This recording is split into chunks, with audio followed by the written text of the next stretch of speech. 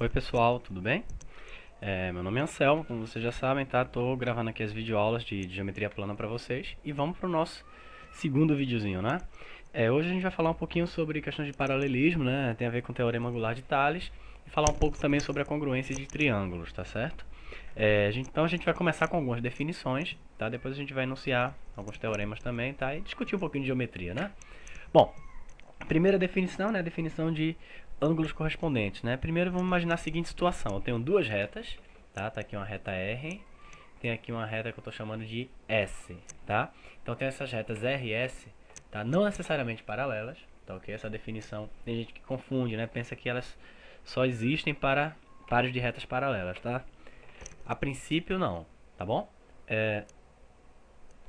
E eu tenho aqui uma reta T, que é transversal a RS, ou seja, ela vai intersectar, tá? RS nos pontos A e B, respectivamente, tá bom? Essa reta T, né, ela vai formar 8 ângulos, né? 4 com a reta S e 4 com a reta R, tá? Então, alguns pares de ângulos, tá? A gente vai chamar de ângulos correspondentes. Figura mesmo, né? Eu tava no slide, um slide à frente, né? Mas tudo bem.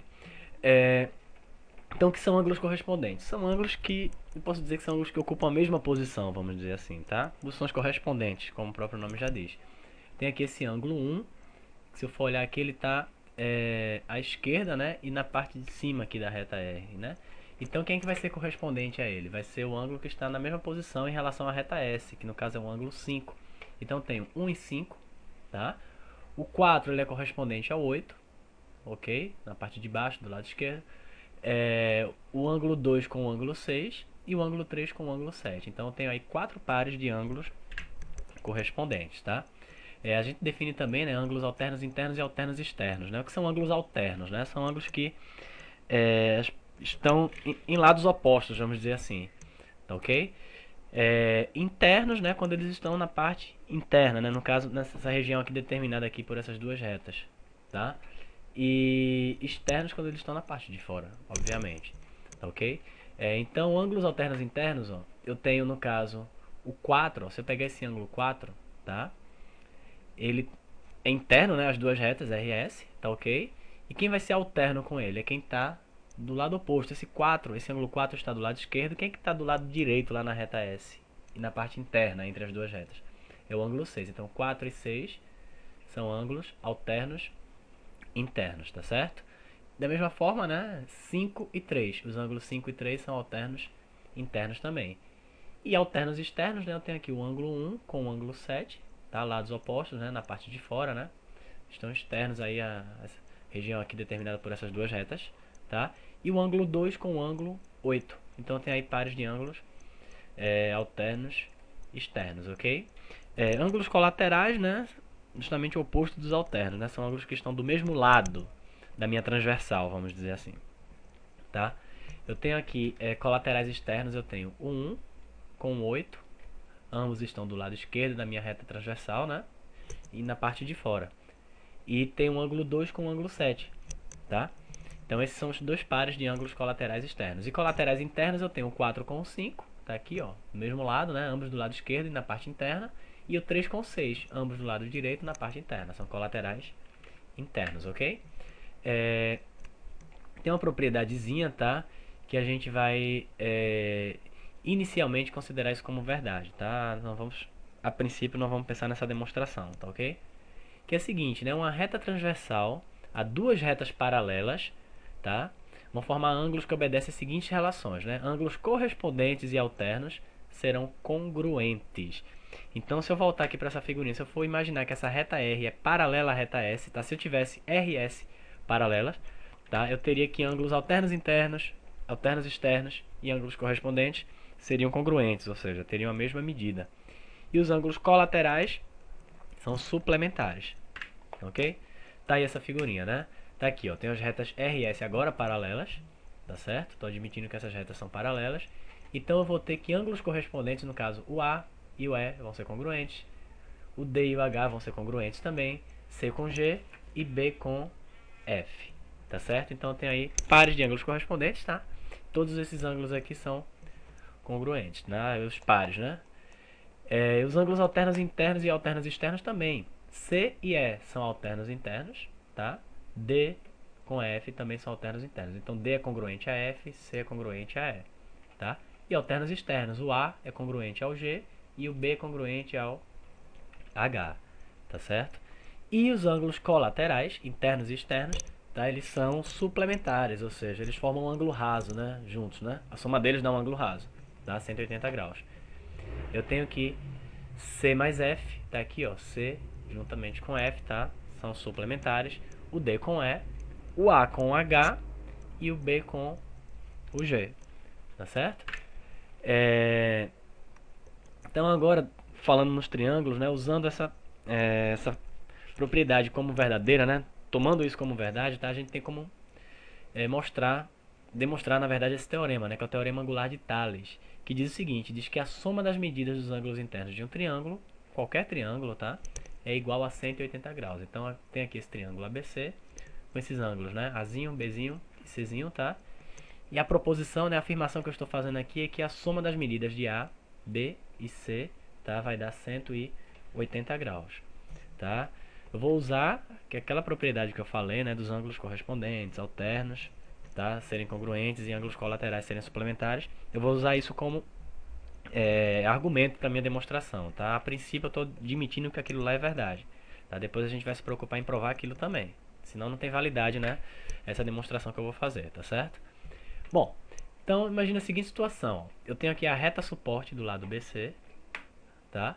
E tem uma reta paralela a ela, passando por A. Então tem essas duas retas aqui, ó, paralelas, tá ok? A reta suporte do lado BC.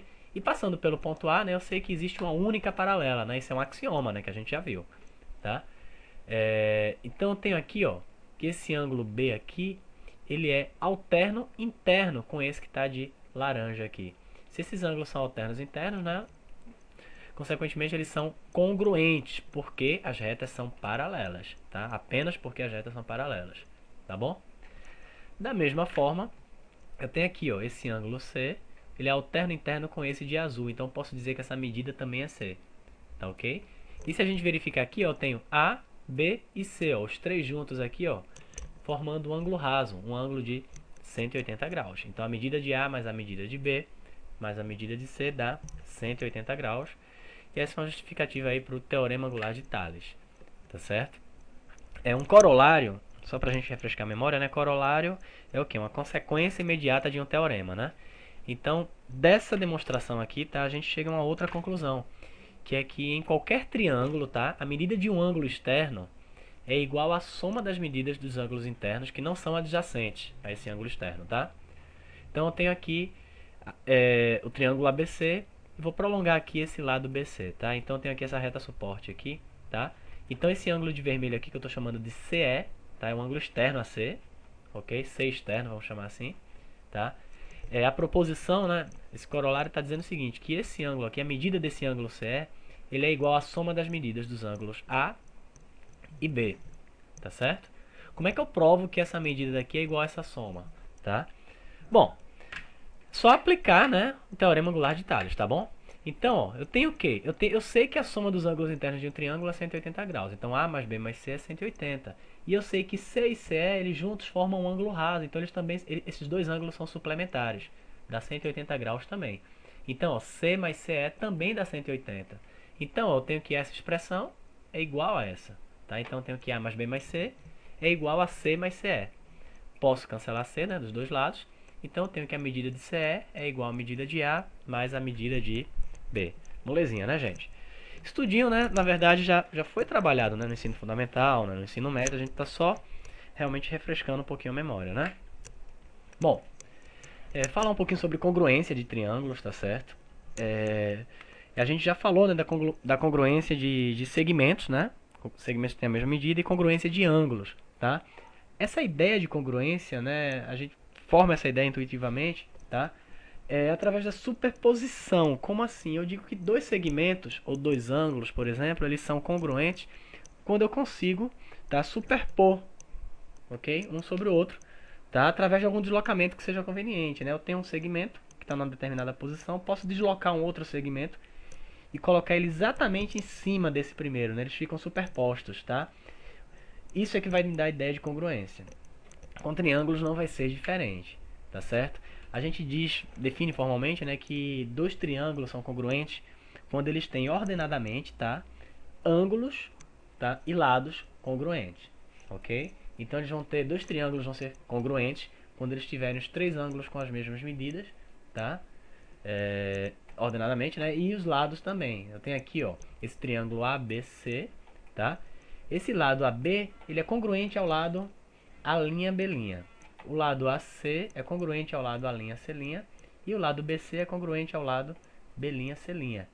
E os ângulos, ó, A, B e C são respectivamente congruentes a B' e C'. Tá? Então eu tenho, ordenadamente, né, lados e ângulos congruentes. Quando isso acontece, eu digo que os dois triângulos são congruentes. Tá? Tem a ver com essa ideia que eu falei de superposição. Eu consigo colocar um triângulo, tá, exatamente em cima do outro lá. Vai casar bem bonitinho, ok? A gente vai ver, tá, alguns casos de congruência, né? São requisitos, vamos dizer assim, que quando atendidos, tá, nos garantem que dois triângulos são congruentes, tá, ok? O primeiro caso de congruência é o chamado caso lado, ângulo, lado, ou LAL, tá certo? Esse caso de congruência a gente vai considerar como um postulado, tá? A gente vai aceitar ele como verdadeiro, tá? E a partir dele vocês vão conseguir provar os demais casos de congruência, tá? Então, nosso primeiro caso é o caso lado, ângulo, lado. O que é que significa? O que é que isso quer dizer, na verdade? Né? Esse caso diz o seguinte, esse postulado, no nosso caso, né, diz o seguinte, que se eu tenho dois triângulos e eles têm dois lados congruentes, tá? No caso, lados correspondentes congruentes, tá? Eu tenho aqui, por exemplo, o lado AC com 5 e tem o lado A', C' com 5. Eu tenho um lado AB com 3 e tem aqui outro lado com 3. E o ângulo formado por esses dois lados, ou seja, o ângulo que está entre esses dois lados, por isso que eu chamo de lado, ângulo, lado, tá? Então, se nessa ordem, lado, ângulo e lado, são congruentes nos dois triângulos, tá?